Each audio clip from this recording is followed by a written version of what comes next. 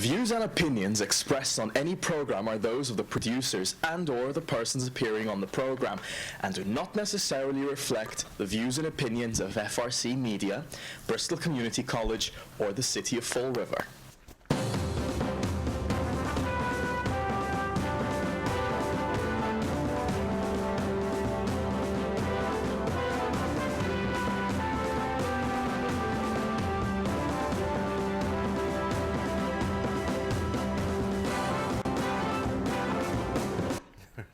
Hello, welcome to Spindle City Straight Talk. I'm Chip. And I'm CJ. And you got me all confused today, Chip. Yeah, it's our Wednesday show and it's on Tuesday, so Yep. We're all confused. But I will be in Boston all day tomorrow, and we have some important things to talk about today. So. And you know, Chip, it's just been so far a really good week. And while it's only Tuesday, on Monday, Channel 95, FRC Media, did North Pole Live, and I got to spend time with the kiddies and with Santa Claus and with a couple of great people here in the control booth, because this is where I sat all day and all afternoon and evening. But we had a good time with it, and it was nice to see the children have such a great time. Many local people and businesses helped this endeavor. They supported it with provision of drinks, food, and you know, it was really nice to see a lot of people come together from the community and from community businesses just to make this happen. I have to commend you on that that not so negative. I know I'm going to ruin my reputation. That not so negative in endeavor, but you know, this to me, there's nothing greater about this season than when you're dealing with children who are, you know, they are waiting with bated breath for Santa Claus, and they can't wait to open up their presents, and that's great to see those children at that stage of their life, you know, and the sheer joy they get from the season is, it's really great, and it's nice to see, you know, people doing things for them as you did, and I commend them all. But let's get down to some serious business. Well, we've got some serious stuff to talk about. I know we do, today. and I got a couple of things that I want to also bring up, because today is Tuesday, although you'll be watching this on Monday, there was yet another threat to a local school. Somerset Berkeley had to delay the opening because of bomb threats.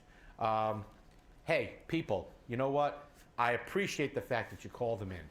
All right, you found these bomb threats on Facebook or Snapchat or whatever system you found them on. And if you see something, report it. We cannot take any chances, whether that be in Fall River, Somerset, Swansea, or Detroit, Michigan. If you see it, report it. It's important above all else to report these things today. Chief Racine was on the air yesterday talking about the same thing. No matter what, report it. You're not going to be, you know, assassinated if you make a mistake. You're not going to be called out for it. But, you know, they'll say thank you very much, but there was nothing to worry about. But you know what? If we are not on top of this, we don't need this to be, in our area, a disaster that we can't handle. So now we get on to the great things that we have in front of us. And, you know, let's talk about this one. Now, we talked last week about the fact that no taxpayer in Fall River came in and spoke at the tax factor hearing. And the only person that came in was Rob Mellion, CEO of the Fall River Chamber of Commerce and Industry. Well, guess what? We're not alone. The people in New Bedford didn't go in and say anything. And their CEO and president of the New Bedford Chamber of Commerce did come in asking for a lower tax factor for the businesses. Well, he had it handed to him, and he was walking away with a sore backside, because I'll tell you now, they have some city councilors that actually do something for the people. Hey, Fall River City Councilors-elect, wake up! Wake up! They did something.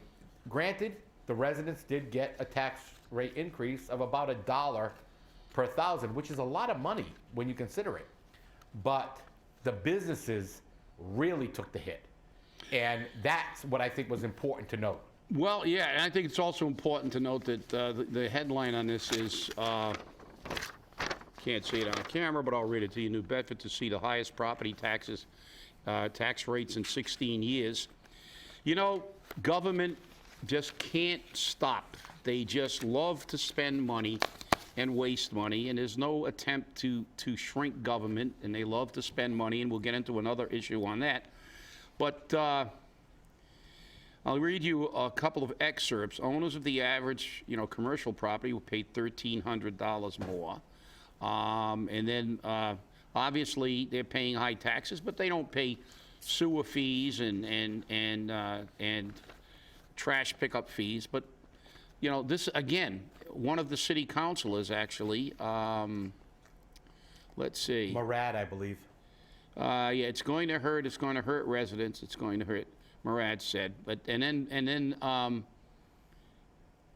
another city councilor, Gomes, Mr. Gomes, said, there is no alternative. It's a statement. He said, working class, this is a quote, working class people of the city cannot take another substantial tax increase like this, unquote.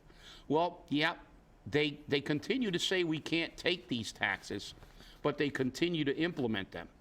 But they, at least in New Bedford, shifted some of the burden back to businesses.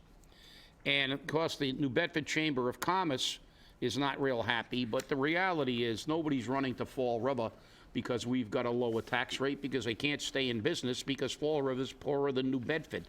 And this is just more rhetoric on the part of chambers of commerce, because that's what they get paid to do. I mean, let's face it, that's what they are. They are shills for their thing, which segues me into another issue. So what happens about government? Here's government. They love to take your money, and they'll tell you why they need your money, because they need their money to run government. But they never attempt to make government smaller. They attempt to make government larger and more expensive. And now, Fall River, get ready, everybody. Fall River led the way. We're like Rangers. Rangers lead the way. And the fact is, we led the way. We hired Joe Macy and Lou Pacheco, and we gave the governor an idea. So the governor created a early retirement incentive package, and then he rehired people under the 960 hours, or 120 days, just under half a year. And he got ripped. This is a quote. Governor Charlie Baker ripped over rehires. And on both sides of the aisle are blasting, state lawmakers are blasting Governor Baker for letting 70 state workers back on a payroll after they took early retirement, saying the freshman governor's plan was passed during a honeymoon period that will cost the taxpayers in the long run. Well, they finally figured it out. It's going to cost the taxpayers money in the long run. Well, let me explain this so everybody understands. Early retirement incentives don't save money. This is another government propaganda tool.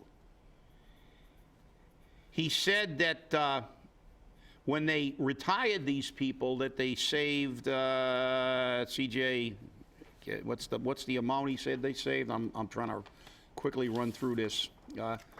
And well, $1.8 million deficit they had. $1.8 billion deficit. $1.8 billion deficit. And yeah, and that early retirement was supposed to reduce that deficit. Well, let me tell you something.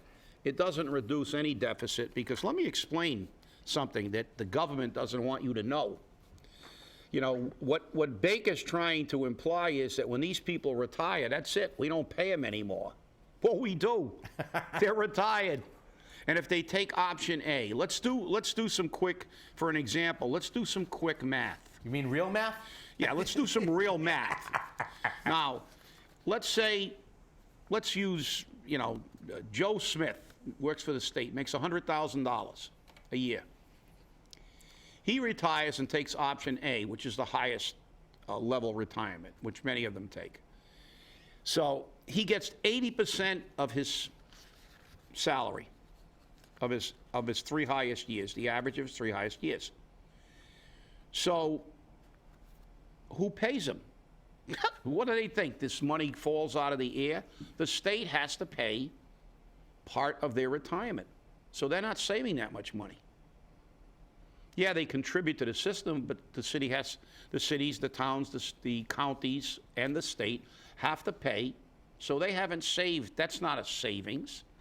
When you look at it, if they're going to pay them 80%, and let's say that because their contribution absorbs some, let's say they're only saving 60%.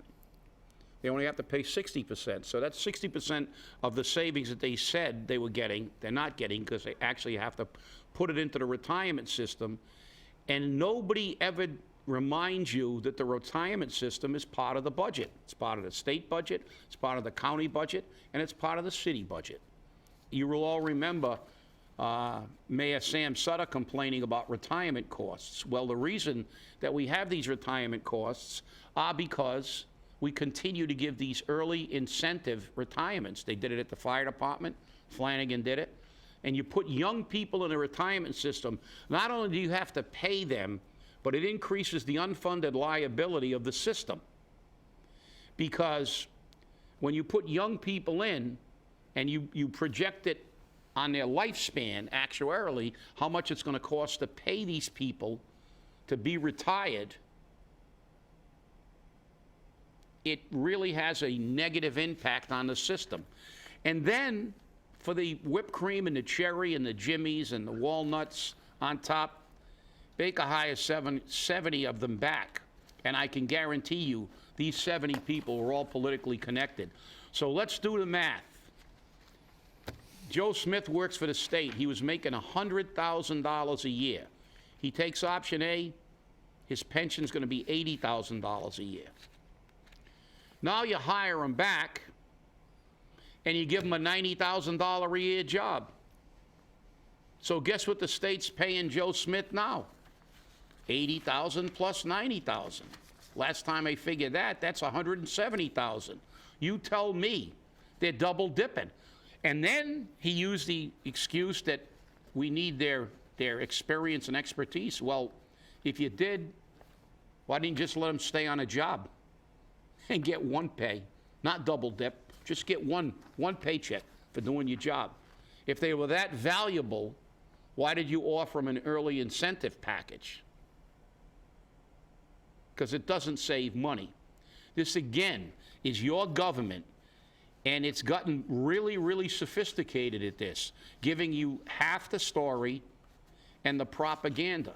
The reality is, this doesn't save any money. You know, the bottom line is we're paying Joe Macy. Joe Macy's getting a pension. Joe Macy's getting rich. Joe Macy is double dipping. And we're not saving anything. And how is the county or the state government, I don't know whether he comes under the county or the state, because I think it's county because he was a judge, but Lou Pacheco's definitely under the county. How are we saving money paying Lou Pacheco his retirement and $70,000? And if he got an early out, it's even worse because he got into the system. You know, let's look at this, the impact on a retirement system. There was a town in, I think it was Woonsocket, I'm not sure, but there was a city in Rhode Island that had an early incentive retirement, and it was so good because they allowed them to retire at almost any age that about 75% of the fire department retired. So what happens if a 40-year-old person retires with a full pension and then lives for 40 years? He'll be on retirement as long as he was working. What do you think that does to the system and the unfunded liability of a pension system? I mean, on a federal level, they're talking about increasing the retirement age to help shore up the system because people are living longer today. But what do? The governor offers early out retirements because he wants to lie to the public and say, look, We just had 2,497 state employees take early retirement. So that's 2,497 salaries we're not paying. Baloney. That's 2,497 more people in the system early with a huge impact on the system. And you know what'll happen? 10 years down the road, they'll say, the retirement system's costing us way too much. We got to cut your benefits. They're not going to remember that they created these unfunded liabilities, just like they did in Fall River by not contributing to the pension system. This is, again, government at its best for government people and at its worst for the taxpayers. And, you know, it's incredible. When I read stuff like this, it makes me crazy because they tell so many half-truths. And those half-truths are more lies. It's less than a half-truth because, you know something, Charlie? You didn't save anything. And you're not conning anybody. You know, your governorship has already been mocked by you taking care of everybody that even remotely is friendly with you. Now, I still think that your concern with the opioid addiction problem is based on the fact that you have a lot of friends in the healthcare industry that are going to make a lot of money with all these new programs that you're gonna subsidize. And now you brought 70 of your pals back so they can double dip. Congratulations. You are officially a hell of a politician now. Well, you know, it's interesting because there's supposedly a 20% cap on refilling the 2,497 positions. 138 of the positions vacated by early retirements have already been refilled at a salary cost of $3.66 million. Okay? The two representatives which are really headstrong on this, one's a Democrat, one's a Republican, Headlawn and Brownsburger, they're actually working together, which is kind of interesting. And Headland says the short-term budgetary gain does not outweigh the long-term pain. I like the way he worded that. Which I just got through, basically. Yep. That's it. Exactly, the long-term pain. But, you know, it's really interesting because when you start looking that there was 2,497 state employees who took early retirement, and that was meant to close a $1.8 billion deficit. He hired 70 of them back for the Department of Transportation. The department that is under so much scrutiny, because remember, that's part of the MBTA, or the MBTA is part of them. Which, by the way, I have to say, CJ, is the biggest dumping ground for political, you know, everybody's cousin that can't find a job is working on the MBTA. Or the Lottery Commission. Or the Lottery Commission. The two biggest dumping grounds for patronage on the state level. Right, and so you got 70 people that they just hired back who were retired, all right, costing us tons of money, and the law says they can do it, and we know this. They can work 960 hours. But again, $195 million was saved initially by these retirements in salaries, not in retirement, in salaries. Well, see, that's the con, though. Right. That's the con. You saved $195 million, but you're going to pay them 80% of that back in their pension. Well, here's the kicker. And not only that, wait a minute, I got to get this in before I forget. Yep. You're going to hire these 70 people back and pay them double for working a half a year. So what's that mean? We're going to pay triple, because if they can only work 6 months, they can have 35 working for 6 months and the other 35 working for the other 6 months. So for that 1 year period, we used to pay them one salary. Now they've retired, so we're going to pay them their retirement plus that. So it's 3 times more expensive. And the kicker is it was $195 million for this fiscal year that they were going to save.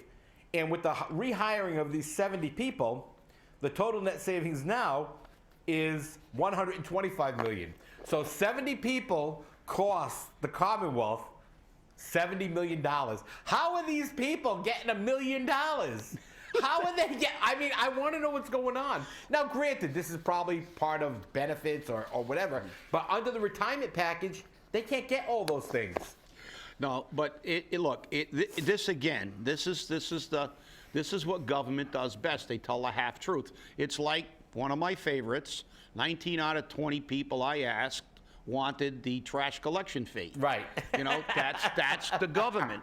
You know, is that an accurate representation? Well, yeah, probably. I'm not saying he was lying, but the fact is, like I said, if you tell a person, do you want a filet mignon or the electric chair, they'll probably opt for the filet mignon. So I can say, well, 19 out of 20 people opted for the filet mignon. Well, it's the way you frame it. It's like now they're talking about saving money, and when you look, and they pretend like they disappeared.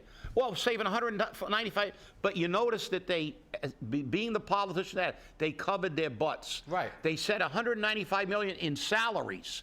But let's do a study. They love to do studies. Let's actually do a real study. Let's do a study of the impact on the retirement system by pumping all these younger people into the system, the long-range impact in dollars and cents, and also the financial impact of hiring these people back and paying them a year's salary for a half a year's work, in addition to paying them a pension, and allowing them to leave a job that you said they were so good at, we got to hire them back. Well, why let them leave in the first place? Again, political crap, absolutely, without a doubt, absolute typical government. And then you wonder why we should have another revolt, why we should vote these people, everybody out every 2 years, until we get enough people in there who are going to actually pay attention. I want to see somebody shrink government. Nobody shrunk government in years. All it does, and even in Fall River, and our new mayor-elect has already filled positions that people were complaining about when Sutter created them. So we're not getting off on a good note. And I'm waiting for someone to get up there and say, hey, let's get rid of the fat. Hey, you're never going to hear that. You know that. I just received this moments ago from Mass Development Corporation. Mass Development is a state agency which finances and creates bonds and whatnot. $22 million in Mass Development financing package goes to New Bedford's Alma Del Mar build a new school. Alma Del Mar is a charter school system, and again, you'll notice none of the Fall River school systems get this money. None of their charter schools here get the money, but $22 million to create an entire building so they can house more students, because currently they educate 280. And they want to take that up to 450. Now, as we know, the school department in Fall River, maybe in New Bedford, I know in a lot of cities and towns, complain about charter schools. They don't like them. They don't like charter schools at all. Oh, I wonder why. And here's a charter school that's getting $22 million in state financing to build a new school. But Fall River wasn't on the list. Maybe it's because they do right by the taxpayers in New Bedford. I don't know. But that just came up, and it was important, and they said they wanted this out. No, I'm glad you did. And I got to clarify one thing for my own personal edification. Sure. You said that this show was going to air next Monday? No, this show's going to air tomorrow. Oh, I think at the beginning you said Monday. No, I was talking Monday. We had the show for all right. I North Pole Live. might have listened. The mic might have dropped one of the words. Yeah, that happens. Nope, this is tomorrow's But I was show. okay. So you will be watching this tomorrow, and hopefully you're going to be as irate as I am, because we've started a trend. They always figure out a way. And how about this, Charlie? How about instead of hiring these 70 clowns back, we give 70 people that don't have a job in this state? Instead of paying these people, instead of losing $70 million of what we saved, it's like that is mind-boggling. 20 people, $70 million. Geez, that's incredible. It's just nuts. But I just don't understand it. And like I said, nothing makes sense when you listen carefully. See, politicians are great at making you look at the tree rather than the forest. And when they make these statements, they never ever clarify them. You know, it's like we saved 195 million. Everybody hears 195 million. We saved 195 million. Then they go in a much lower tone in salaries. You know, it's like the commercials you see on television for the drugs. You know, it's like, do you want blotches on your skin? We can cure them. And then at the end, they say it really quickly, but you can have a heart attack, get cancer, your limbs can fall off, you know, your head can turn, you know, 7 shades, and, you know, you could grow a second head. But if you want to get rid of the blotches, I'll stick with the blotches personally when I listen to that. But that's what they do. Politicians tell you half a story, and you wonder why we can't balance the budget in Fall River or in anywhere. It's because nobody ever looks at the whole budget. It's because they take little pieces of the budget and keep moving stuff around like Chinese checkers. And nobody ever sat down and said, hey, like we have to do. I have to sit down and say, I can't move money around because I only got so much money. But they don't. They just keep taxing us and coming up with fees.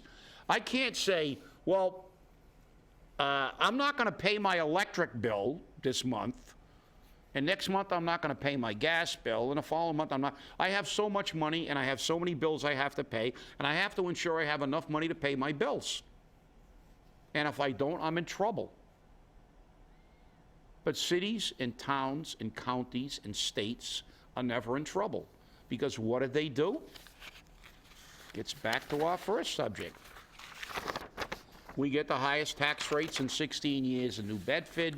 We had a proposal to give us a higher tax rate than New Bedford that that got deep sixth when we divulged it. But the fact is, we're such rotten people. you know, but the fact is, this is what government does. They don't want you to pay attention.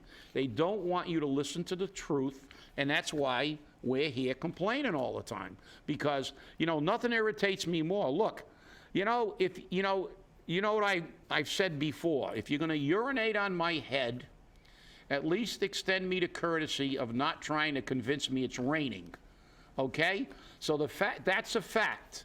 It's not raining. You guys are full of crap. And when you do stuff like this, you're insulting people's intelligence. There are a few of us in this state that can actually figure this out. And it's wrong. So, you know, again, these are the two elements of bad government.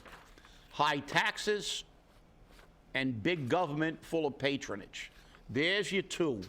And that equation has to change. I don't know about you, CJ, but I'm getting tired of it. Well, you know, but the thing too is, Chip, that the people have to get involved. The people have to hold them accountable. And that's our biggest problem. And we saw that not only in New Bedford, but in Fall River, where the taxpayer did not come out and express their opinion on paying more taxes. So as long as we don't tell the government, as long as we don't tell the elected officials, as long as we don't tell the Department of Revenue and the governor and the lieutenant governor and the attorney general that we are not going to pay more taxes, what are they going to do? They're going to say, your checkbook is my checkbook. Okay? And we can't win. We can't win if we don't. No, you're right, Come CJ. together. But you got to remember, look, I'm going to give the people of Fall River some credit here. You know, we had a recall. We had a fairly big change in the city council. We changed mayors. So, you know, we're on the right track here to change government. But the fact is, what people have to realize is, if you don't show up to complain about the tax rate, they'll use that as an excuse. Well, nobody said they had a problem with the tax rate. That's right. So you got to show up there too and complain. So stay angry. I'm really glad we got that do this show, because I don't know if I could have waited till Friday. My head would have exploded. So. Hey, and remember, use our tip line, send us emails, and stay angry, let them know.